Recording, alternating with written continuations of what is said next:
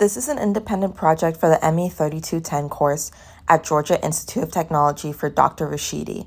This video is a deep dive into the 5 most personally intriguing topics from Dr. Rashidi's lectures. The 5 topics that are being discussed in order of my subjective rankings are design for manufacturing and assembly, lean manufacturing, automated inspection, computer integrated manufacturing, and cutting fluids. The considerations for each ranking are accessibility, so is this innovation or process easily adoptable? Productivity, how has this helped us perform better? Industry growth, to what extent has the introduction of this topic created new jobs or improved the economy? And ethics, what are the consequences of this topic? So to start, we have cutting fluids. These are oil-based fluids with additives used to cool, reduce friction, remove metal particles, and protect workpieces and tools from corrosion during machining processes. Some advantages are increased tool life, less power is required because there are lower cutting forces, higher cutting speeds can be achieved, less post-process heat treatments are needed, and the workpiece is usually better quality. On the other hand, there is a significant environmental impact from the waste and fluid additives that are also worker health hazards, and there are significant fluid storage, maintenance, and waste costs. Looking at some of the alternative machining lubricants, it's obvious that there are options that have less residue, fluid drag out, dangerous substances, emissions, and are less of a health hazard overall. And moving on to the financial side of it, although cutting fluid itself is cheap, the alternatives use less fluid and have lower cleaning and disposal costs.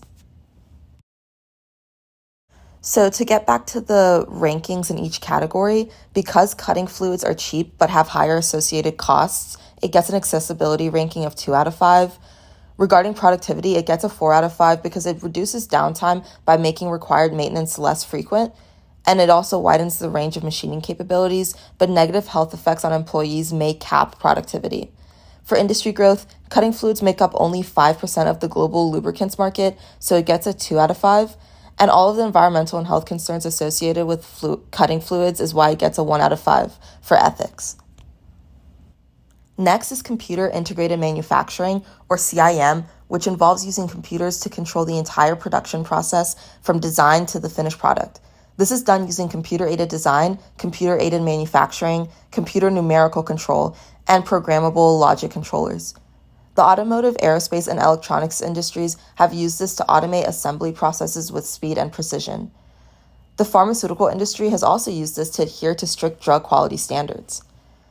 Implementing CIM allows for operations to be streamlined, reduces human errors, returns consistent and high-quality products, and allows for quick responses to market changes with data-driven decisions. The benefit is seen by a 40 to 70% increase in productivity, 15 to 30% reduced design costs, 20 to 60% reduced lead time, and 30 to 60% cut in inventory holding, as reported by the U.S. National Research Council. For this reason, I give it a 5 out of 5 for productivity. Unfortunately, to gain any value from this, there is a high upfront investment needed to put CIM in place and high maintenance costs that follow, resulting in a 1 out of 5 for accessibility. Additionally, a lot of resources and time has to be allocated to train the employees that remain after possible cuts in employment. The possible cuts in employment is why it gets a 2 out of 5 for ethics. While companies may reduce their workforce after automating processes, there are also new employment opportunities opened up from the demand for new automation technologies. The Balancing Act and its contributions to the economy through lower lead times is why it gets a 3 out of 5 for industry growth. And because this is so software reliant, another negative is that there's always the possibility of malfunctions, cyber attacks, and data breaches. The next topic is automated inspection. Technologies like 2D and 3D machine vision, scales, supervisory control and data acquisition, barcode readers, and mass flow meters are used to automate the detection of defects or anomalies in processes or products. This can be used for determining the quality and integrity of fiber optic components for telecommunications, quality and alignment checks on printed circuit boards, checking for defects or foreign objects in products during packaging, verifying the assembly of medical devices and checking them against regulations, and also detecting contaminants in food. Some limitations of automated inspection, like CIM, is that it requires a pretty large investment to get it set up, but not as much as computer integrated manufacturing. It also requires regular maintenance, and it's not at the level of sophistication where it can completely do complex inspections, so humans or employees would have to intervene at a certain point. For accessibility, it gets a 3 because it does require a level of investment, but not as much as fully automating the entirety of production like CIM. For productivity, it gets a 4 because it significantly reduces the workload of employees working in inspection, but occasionally requires human intervention.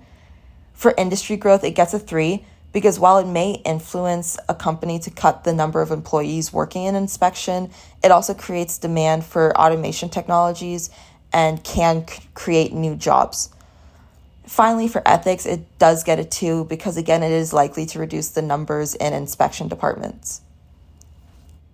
At number 2, we have lean manufacturing, which is the process of eliminating waste like unnecessary transportation, excess inventory, unnecessary movements, periods of waiting, overproduction, overprocessing, and unnecessary features to improve a process and to deliver more value to customers. Implementing lean manufacturing saves time by reducing lead times, and it also saves money by making more efficient use of resources, production, and storage. For example, a cable manufacturing company applied lean manufacturing strategies, and they were able to reduce machine setup times from 5 hours per machine to 35 minutes, and that added 5 hours of additional uptime per machine each day. Another example of the benefits is with Dakota Bodies, which is a truck body manufacturing company. They were able to reduce inventory levels and cut unnecessary waste to increase revenue by 20% and productivity by 5%. Another benefit is that the efficient use of resources like energy and materials is also environmentally friendly.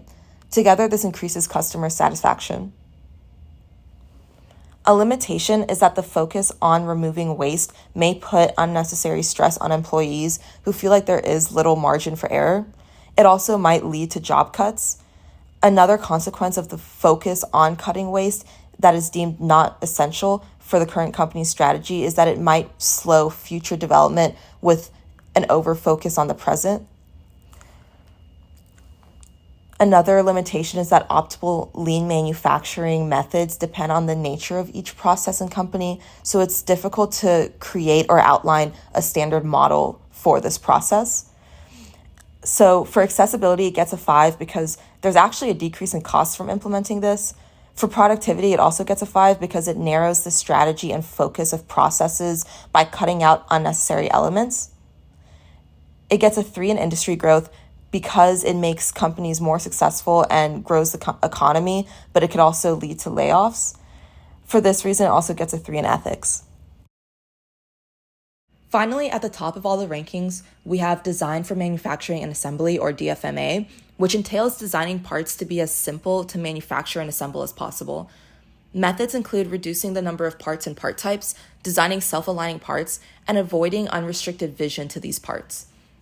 With DFMA, there's a shorter time to market, lower development costs, and less waste. Entrust & Hauser, a laboratory technology solutions company, worked to minimize the number of parts and their complexity at DFMA workshops, and they were able to save more than $1 million each year with their new line of products. A limitation, though, is that DFM and DFA could work against each other at times. For example, if a more complex part is designed in an effort to reduce the total number of parts, it can become more expensive or more difficult to manufacture. It gets a 5 out of 5 for all the categories. For accessibility, this is a cheap strategy that usually reduces costs at the end, so it gets a 5. For productivity, you're decreasing the development cycle and the manufacturing cycle. And for industry growth, it also gets a 5 because the shorter development times and manufacturing times leads to an increase in productivity, so you're growing the economy more with this strategy in place. And then for ethics, it gets a 5 too because it doesn't directly put jobs at risk. Lastly, these are all the resources that were used for this project.